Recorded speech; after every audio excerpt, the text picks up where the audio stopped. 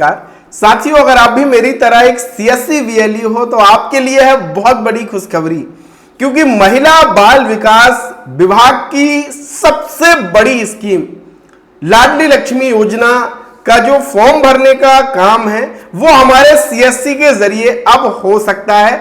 अगर किसी का नाम जोड़ना है स्वीकृति के लिए तो अब आवेदन आप कर सकते हैं। तो कैसे आवेदन करना है आज की इस वीडियो में आपको कंप्लीट जानकारी देने वाला हूं।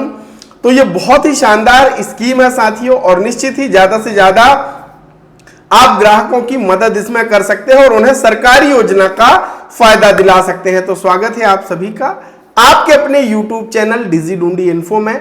मेरा नाम है अरुण लोधी और यहाँ पे हम बात करते हैं सीएससी से जुड़ी, एमपी ऑनलाइन से जुड़ी और सरकारी योजनाओं से जुड़ी हर एक अपडेट की, नई सर्विस, नए प्रोजेक्ट की। तो चलिए बिना विलंब के शुरू करते हैं। अगर चैनल पे नए हैं तो चैनल को सब्सक्राइब कीजिएगा, और अगर आप ऑनलाइन के क्षेत्र में नए हैं, आपको काम सीखना है, तो डिजी ढूंढी इन्फो ऐप का लिंक डिस्क्रिप्शन में दिया है। फ्री कोर्स वहां पे आपके लिए चल रहा है, जाकर के बहुत कुछ आप सीख सकते हैं।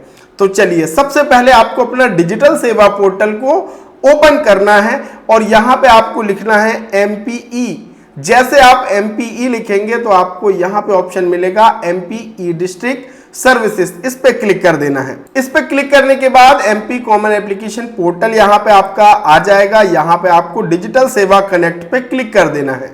इसके बाद आपको विभिन्न विभागों की सर्विसेज यहां पे देखने मिलेगी।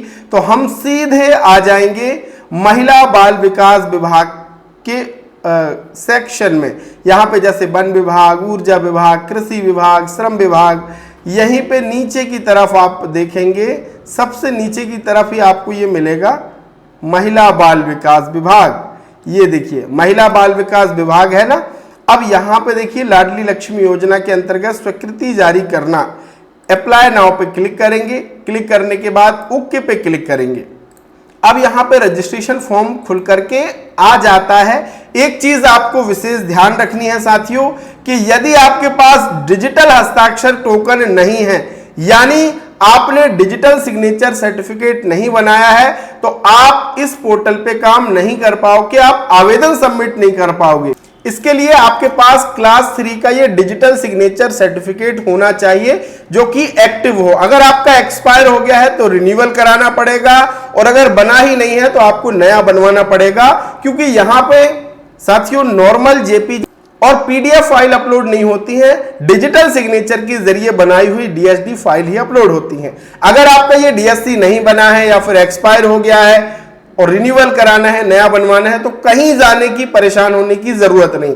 ये मेरा व्हाट्सएप नंबर है, मुझे बस डीएससी लिख के मैसेज कर देना, और हाँ, हम आपको पूरा सेटअप भी करके देते हैं ताकि आपको जावा रन करने में, कंप्रेस यूटिलिटी जो सॉफ्टवेयर है, डीएसडी बनाने में कोई प्रॉब्लम ना हो। सारा टेस्टिंग करके हम आपको देते हैं, और बिना किसी शुल्क के ये सारा काम आपका टेस्टिंग का और सेटअप का किया जाता है, और सबसे कम पैसे में डिजिटल सिग्नेचर हम आपको बना करके देते हैं।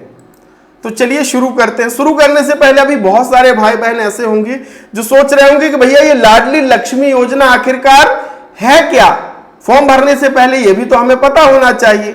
साथियों, मुख्यमंत्री लाडली लक्ष्मी योजना के अंतर्गत जो बेटी है, जो इस योजना की पात्र होती है, जिसका जन्म 1 जनवरी 2026 के पश्चात हुआ है, उसका आंगनवाड़ी केंद्र पंजीकृत होना चाहिए, माता पिता उसके मध्य प्रदेश के मूल निवासी होना चाहिए, आयकर दाता ना हो तो वो इस योजना में अपना पंजीयन करा सकते हैं।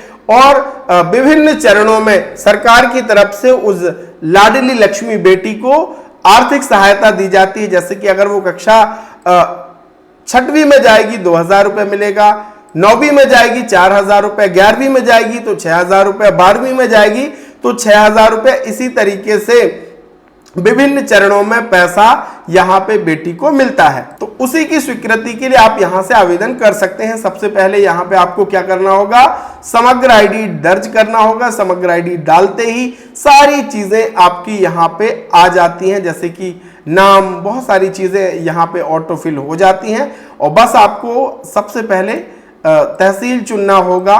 तहसील के बाद आपको शहरी या ग्रामीण जो भी क्षेत्र है वो, इसके बाद आपको गांव की लिस्ट पूरी आ जाएगी। तो यहाँ पे गांव की लिस्ट आपको चुनना होगा, ब्लॉक आपका जो भी है वो चुनना होगा, पंचायत कौन सी आपकी लगती है, जो भी आपकी लगती है वो यहाँ पे सेलेक्ट कीजिए और सबमिट फिर आप कर देंगे। अब यहाँ पे देखिए आपको बालिका का नाम जो भी आपने लिखा है वो आ जाएगा, जन्म तिथि आप डाल दीजिएगा, माताजी का नाम, बालिका की माता की आयु, बालिका के पिता का नाम, बालिका के पिता की आयु, ये सारी चीजें, और बालिका का पूर्ण पता आपको यहाँ पे लिखना होगा। इसके बाद यहाँ पे आंगनवाड़ी क्षेत्र में कब से निवास कर रहे हैं, आवेदक का वर्ग क्या है, ST SC OBC जो भी यहाँ पे है वो आपको सेलेक्ट करना होगा। यहाँ पे फिर माता पिता आयकरदाता है, आयकरदाता है तो नहीं इसमें हो सकता है, नहीं पे टिक करना होगा। BPL कार्ड धारक अगर है तो हाँ कीजिए, वरना नहीं पे क्लिक कीजिए। और बेटी की एक फोटो यहाँ पे आपको अपलोड करना होगा। ध्यान रखिएगा माता पिता और जो बेटी है उनकी एक ज्वाइंट फोटो हो तो बहुत बढ़िया रहेगा, वो आपको यहाँ पे अपलोड कर देनी है बालिका की फोटो में। और इसके साथ साथ आपको फिर नीचे जो आना है वो 3 डॉक्यूमेंट, सबसे पहले बालिका का जन्म प्रमाण पत्र आपको अपलोड करना होगा, मूल निवासी प्रमाण पत्र के संबंध में परिचय पत्र या मूल निवासी प्रमाण पत्र अगर जारी किया गया हो या राशन कार्ड हो वो आप यहाँ पे अपलोड कर सकते हैं। और बालिका के आंगनवाड़ी में पंजीकृत होने के सत्यापन का जो प्रमाण पत्र है वो भी आपको अपलोड करना होगा।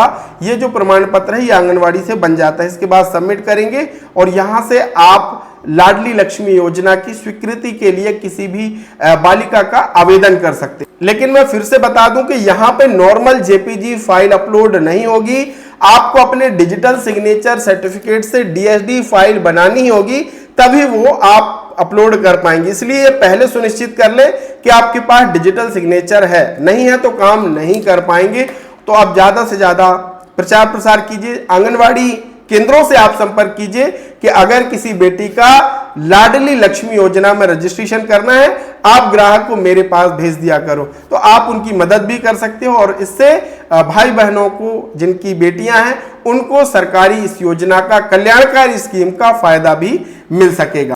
साथियों एक चीज में और मैं आपका सुझाव चाहूंगा, आप सभी बहुत सारे हमारे नए VLEs हैं, नए MP ऑनलाइन कियोस्क हैं या साइबर कैफे हैं, तो जब आप नया CSC सेंटर खोलते हैं, ऑनलाइन का काम शुरू करते हैं, तो आपको जो विभिन्न वेबसाइट्स हैं वो याद नहीं होती, आपको बार बार गूगल में सर्च करना पड़ता है ना, या फिर शॉर्टकट की आपको नहीं है, या सारी चीजें आप बहुत सारी चीज समस्याएं आती हैं।